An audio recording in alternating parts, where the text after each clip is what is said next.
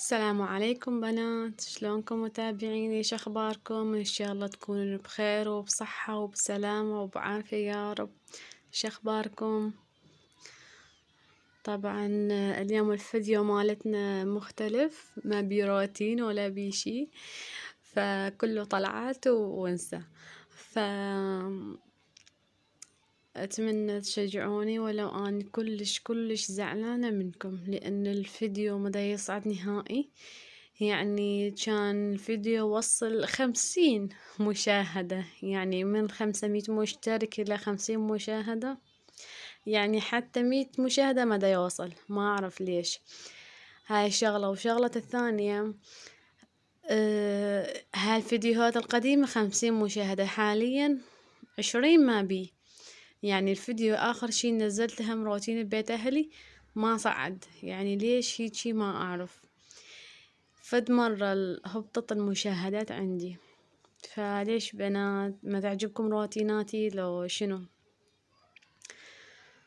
فأتمنى تصعدون حسابي، وأتمنى تشاهدون قناتي، وأكون يعني ممنونة منكم إذا صعدت القناة، وإذا دزيتوا الفيديوهات الأكبر عدد، مثلا أقربائكم، جروبات، أو أي شي، أو صديقات أو خوات، أي شي حتى يصعد الحساب. وطبعا أنا ببالي هاي إنه نصلي على النبي، بس أخذني الكلام وياكم. فنبدي فيديونا بالصلاة على النبي ونكمل الفيديو مالتنا. نبدأ بالفيديو مالتنا. اللهم صل وسلم وبارك على نبينا محمد. ونبدأ بالفيديو. طبعا لا تنسون بنات اللايك والاشتراك والتعليق الحلو مثلكم أكيد. فهذا التكملة الجزء الثاني للفيديو مال هذاك. مثل ما قلت لكم سويت لي فيديوهين، لأن صراحة كلش كان طويل، فقلت أقسمه بين اثنين. فهنا اجينا للمول هيجي دا نفطر، بس يعني صراحة ما اشترينا شي، بس هيجي افترينا وتفرجنا وها هي.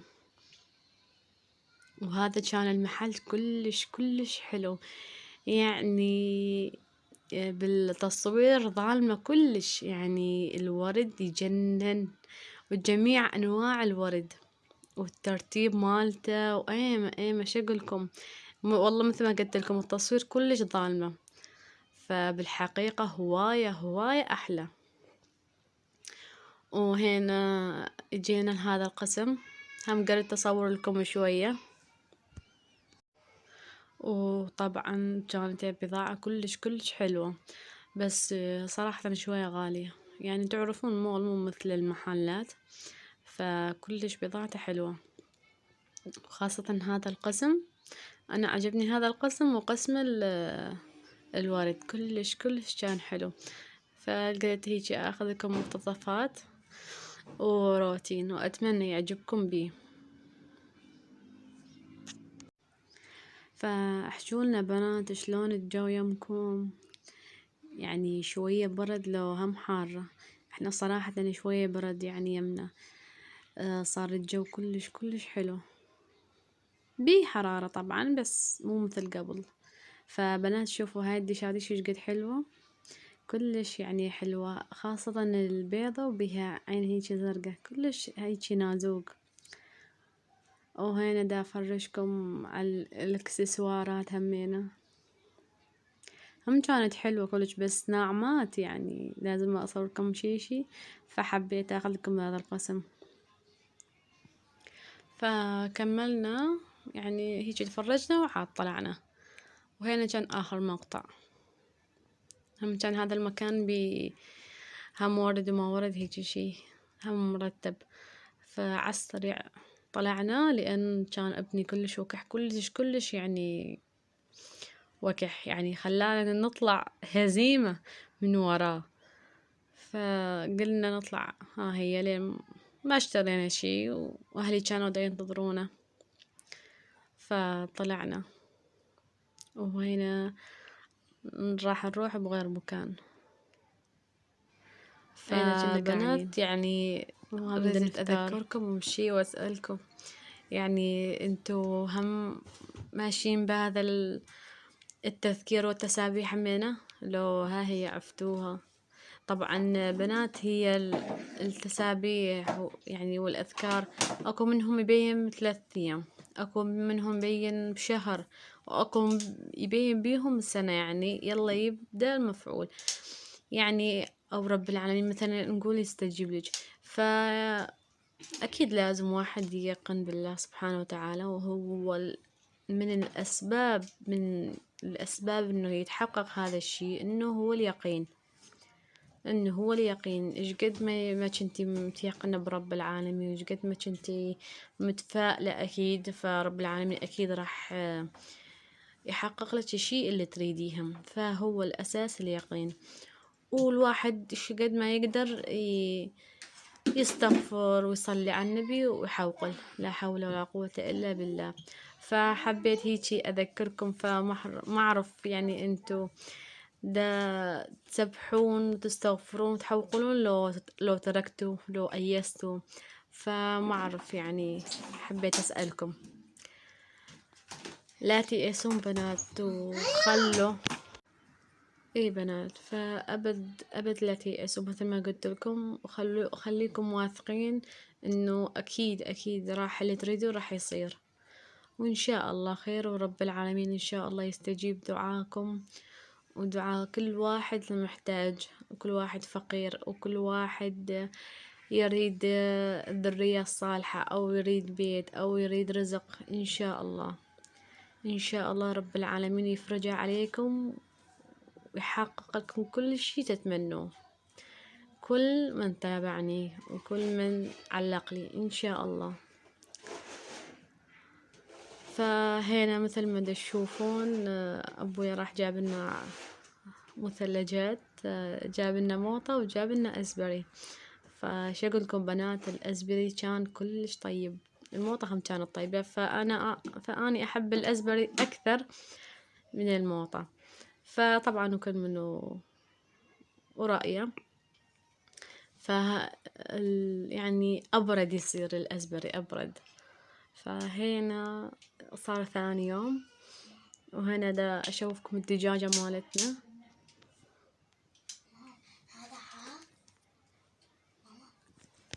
فهنا سويت الزلطة، فبنتي قالت يعني أني أفرغه، وهي دا تفرغ الزلطة إلا هي تفرغه، يعني معودة تجيبها أني أصبها، لا قالت لا إلا أني، يعجبها صاير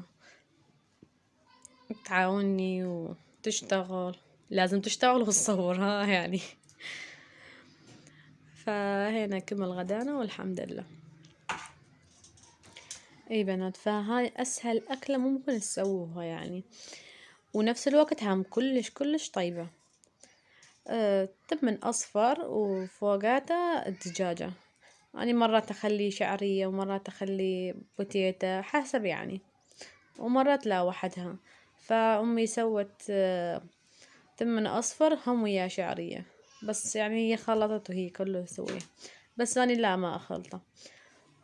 وهنا نفرغ، طبعا كان الطعم كلش كلش طيب. وهنا الدجاجة مالتنا اللي صارت، وطبعا ما أريد أشهيكم على هذا المنظر، بس أكيد انتو همينا معدلات، وأكيد انتو همينا أكلكم كلش كلش طيب وروعة أكيد. فنقول سهمنا وسهمكم ألف عافية.